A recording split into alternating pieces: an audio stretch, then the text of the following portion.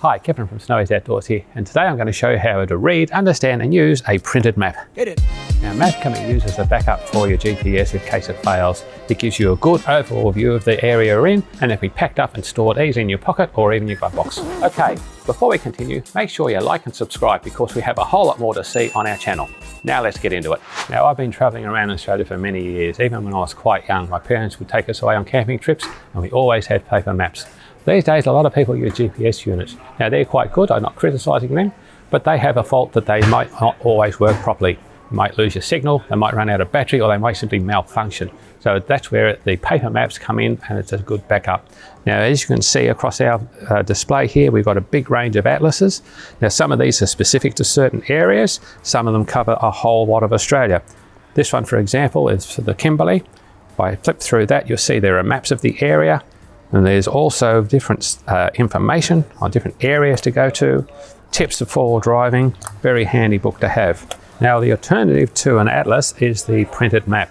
Now, these can be very specific as well. You can see we've got various areas. We've got the top end of Gulf, New South Wales, Flinders Ranges, Queensland, and so on. Some maps are very specific as far as strip maps go. You can buy them that cover a particular road from A to B.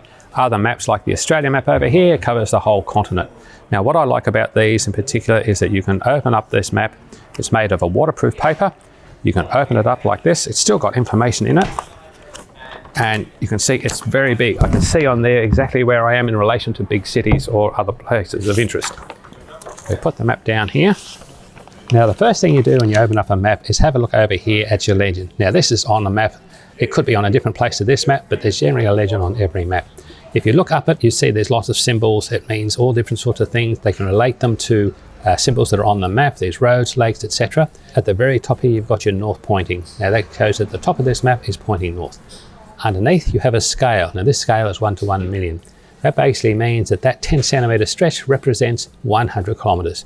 If you wanted to, you can easily relate that 10 centimetres to perhaps a stretch on the road, and you know that that's 100 kilometres long. Now, apart from using the scale to determine distances, you can see that this one's showing 144. That's 144 kilometres from that small star there to that small star there. So that's telling me that's how long that section of road is. That helps you plan how far you're going to go in a day, whether you're going to stop for lunch or even where you need to get extra fuel. It also shows me on this map what type of road that is. Now, that is a sealed highway because the legend tells me that. If you look over here, you've also got a sealed road, but it's not a major highway, it's a secondary road. Of course, over here, it shows me that that is a dirt road. Now, that's really useful information. If you're going to travel that road in a conventional car, you may not be too happy about going on a dirt road. You may want to stick to the major highway. If you're in a four-wheel drive or something similar, you might be quite happy to go on the dirt road. Now, if you look at this map outside, there's a lot of symbols around the towns. These are all symbols telling you what facilities there are. If you go back to your legend, it'll explain that. For example, this one has a bed, a tent, and a phone. That means you have accommodation, you have camping, and there's a public phone. Over here, you've got fuel, you've got a hospital. So all that information there is in your legend. Also on a map, you have these grid lines. That's what these lines are here. Now, these are a reference that you can use for locating a town or a point of interest. And you can see that up the top here, you've got numbers, and they've also got letters down the side. So if we're going to find Broome, we'll go up to your index up here. It's all alphabetical. And we go and we find Broome. Look across, that says it's a J4. Now, 4 just happens to be directly underneath it. We go down the numbers until we see J, and then we cross-reference the two of them. They both come down, and within that grid line, we have Broome. This is very handy if you're then wanting to plan a trip to another location. Let's say we're going to go to a place called Kununurra. Now, I know where Kununurra is, but I'm going to show you on the map. So here we have Broome. Once again, we go back up to our references up here, and we find Kununurra. Now, Kununurra is at E17, you can see it there. So once again, you're doing a grid reference.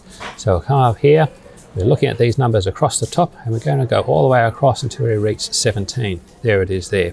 Remember, it's E17, so we're now going to come down the side here until we reach E. Once again, we cross-reference those two. They come across here to meet together, and there is Kununurra. Now, it may not be exactly in the middle of the square. It might be off to the one side, but it'll be somewhere within that grid reference. So now that you know where your starting point and your finishing point is, you can now check the map and see what sort of roads there are. You can see there's different types of roads you can choose to go on, and there's all these different towns with different symbols. You can also, as you reach these towns, you can reference that to the map so that you know you're on the right way. If you want to take a diversion, you may want to change your route slightly. slightly and go to another way. But always using the map, checking the legend, checking what sort of road you got, and double checking where you are compared to each one of these symbols. Now, in conjunction with the map, you can still use your GPS or a compass. It's all about keeping track of where you're going, where you've been, and where you are at the moment. If you are completely lost, it can be found where you're going by looking at the map very carefully. There's a lot of features on here, a lot of landmarks, there's towns, there's gorges, rivers, all sorts of stations, all sorts of things. You just relate that back to your legend and you can generally pinpoint where you are. If you are completely lost, try and backtrack to a known point that you are and start again. It's the safest way to do it.